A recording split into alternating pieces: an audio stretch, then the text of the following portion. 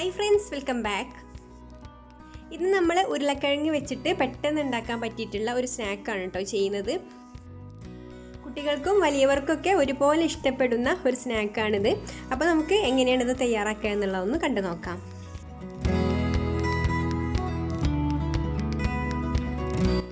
ഈ ഒരു സ്നാക്ക് ഉണ്ടാക്കാൻ നമുക്ക് മെയിനായിട്ട് വേണ്ടത് ഉരുളക്കിഴങ്ങ് തന്നെയാണ്. അപ്പോൾ ഞാനിവിടെ ഒരു 2 വലിയ ഉരുളക്കിഴങ്ങ് ഇതുപോലെ ഗ്രേറ്റ് ചെയ്ത് നന്നായിട്ട് കഴുകി വെച്ചിട്ടുണ്ട്. ഒരു 3-4 പ്രാവശ്യമൊക്കെ കഴുകി എടുത്തിട്ടുണ്ട് കേട്ടോ. ഇത് കാരണം ഉരുളക്കിഴങ്ങിൽ നന്നായിട്ട് സ്റ്റാർച്ച് ഉണ്ടാവും. അപ്പോൾ അതൊക്കെ പോകുന്നത് വരെ, ആ വെള്ളം തെളിയുന്നത് വരെ നമ്മൾ കഴുകിയെടുക്കണം. ഇനി നമുക്കിതിലേക്ക് കുറച്ച് കൂടുതലായിട്ട് തന്നെ വെള്ളം ഒഴിച്ച് കൊടുത്തിട്ട് ഒരു 15 മിനിറ്റും കൂടെ ഇങ്ങനെ തന്നെ വെക്കുക. അപ്പോൾ ഇനി ബാക്കിയുള്ള സ്റ്റാർച്ചും കൂടെ നമുക്ക് ഈ ഒരു വെള്ളത്തിൽ പോയി കിട്ടിക്കോളും. ഇപ്പോൾ നമ്മളിതിൽ വെള്ളം ഒഴിച്ച് വെച്ചിട്ട് ഒരു 15 മിനിറ്റൊക്കെ ആയിട്ടുണ്ട് കേട്ടോ. ഇനി നമുക്ക് വെള്ളം മാറ്റിയിട്ട് വീണ്ടും ഒന്നും കൂടി കഴുകി എടുത്തിട്ട് നമുക്ക് ഈ വെള്ളമൊക്കെ ഒന്ന് വാലാൻ വേണ്ടിയിട്ട് ഒരു അരിപ്പയിലേക്ക് ഇട്ട് കൊടുക്കാം.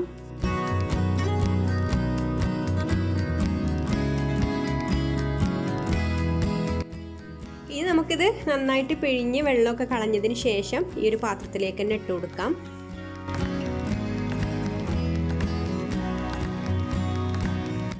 ഇപ്പോൾ നമ്മളിതിലെ വെള്ളമൊക്കെ മുഴുവനായിട്ട് പിഴിഞ്ഞ് കളഞ്ഞ് ഈ ഒരു പാത്രത്തിലേക്ക് തന്നെ ഇട്ട് കൊടുത്തിട്ടുണ്ട്. ഇനി നമുക്കിതിലേക്ക് പാകത്തിന് ഉപ്പ് ചേർത്ത് കൊടുക്കാം. ഇനി ഇതിലേക്ക് 1/2 ടീസ്പൂണ് കുരുമുളക് പൊടി ചേർത്ത് കൊടുക്കുന്നുണ്ട്. പിന്നെ 1 ടീസ്പൂണ് വറ്റൽമുളക് ഒന്ന് ചതച്ചതും കൂടെ ചേർത്ത് കൊടുക്കുന്നുണ്ട് കേട്ടോ, ക്രഷ്ഡ് ചില്ലി. അപ്പോൾ നിങ്ങൾക്ക് എരിവ് വേണ്ടാന്നുണ്ടെങ്കിൽ ഇത് ഒഴിവാക്കാം, ഓപ്ഷണലാണ്. അപ്പോൾ ഞാനിവിടെ കുറച്ച് സ്പൈസി ആയിട്ടാണ് ചെയ്യുന്നത്. ഇനി ഇതിലേക്ക് 1 ടീസ്പൂണ് മൈദയും പിന്നെ 1 ടീസ്പൂണ് കോൺഫ്ലവറും കൂടെ ചേർത്ത് കൊടുക്കുന്നുണ്ട്.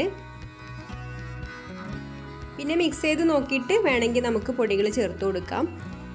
അപ്പോൾ ആദ്യം ഓരോ ടീസ്പൂണ് രണ്ടും ചേർത്ത് കൊടുത്തിട്ട് ഇതുപോലെ മിക്സ് ചെയ്ത് നോക്കുക. എന്നിട്ട് നമുക്ക് ആവശ്യത്തിന് ചേർത്ത് കൊടുത്തിട്ട് മിക്സ് ചെയ്തെടുത്താൽ മതി. ഒരുപാട് പൊടി ചേർത്ത് കൊടുക്കേണ്ട, നമുക്കിതൊന്ന് യോജിച്ച് കിട്ടാനുള്ള പൊടി മാത്രം മതി.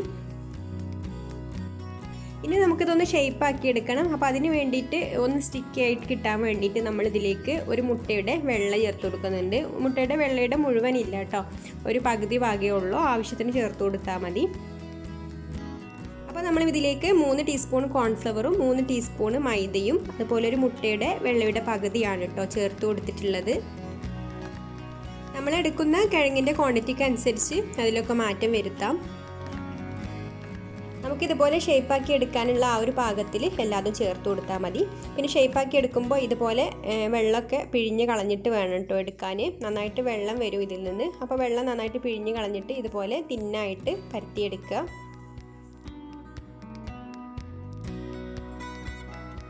എന്നിട്ട് നമുക്കിത് ചൂടായിട്ടുള്ള എണ്ണയിലേക്ക് ഇട്ട് കൊടുക്കാം.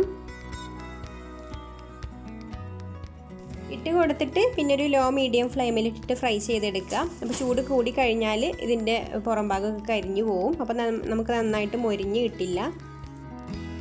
അപ്പോൾ സാവധാനം ഫ്രൈ ചെയ്തെടുത്താൽ നന്നായിട്ട് മൊരിഞ്ഞ് വരുള്ളൂ.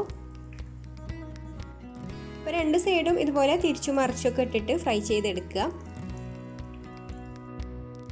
അതുപോലെ തന്നെ ഇടയ്ക്ക് ഫ്ലെയിം കൂട്ടിക്കൊടുത്തും പിന്നെ കുറച്ചും അങ്ങനെ ചൂടൊന്ന് ക്രമീകരിച്ചിട്ട് വേണം ഇത് ഫ്രൈ ചെയ്തെടുക്കാൻ.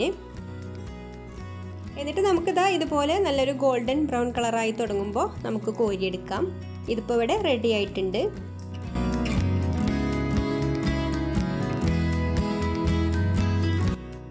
ഇനി നമുക്ക് ബാക്കിയുള്ളതെല്ലാം ഇതുപോലെ തന്നെ അങ്ങ് പൊരിച്ചെടുക്കാം. അപ്പോൾ നമുക്ക് ഈസി ആയിട്ട് തയ്യാറാക്കാൻ പറ്റുന്ന പൊട്ടാറ്റോ സ്നാക്ക് ഇവിടെ റെഡി ആയിട്ടുണ്ട്. അപ്പോൾ എല്ലാവർക്കും ഈ ഒരു റെസിപ്പി ഇഷ്ടമായിട്ടുണ്ടാവുമെന്ന് വിചാരിക്കുന്നു. ഇഷ്ടമായിട്ടുണ്ടെങ്കിൽ ഒന്ന് ലൈക്ക് ചെയ്യുക, ഷെയർ ചെയ്യുക, കമൻറ്റ് ചെയ്യുക. പിന്നെ എൻ്റെ ചാനൽ സബ്സ്ക്രൈബ് ചെയ്യാത്തവരാണെങ്കിൽ ഒന്ന് സബ്സ്ക്രൈബ് കൂടെ ചെയ്യണേ. അപ്പോൾ ഇനി മറ്റൊരു നല്ല റെസിപ്പിയുമായിട്ട് അടുത്ത വീഡിയോയിൽ കാണാം. താങ്ക്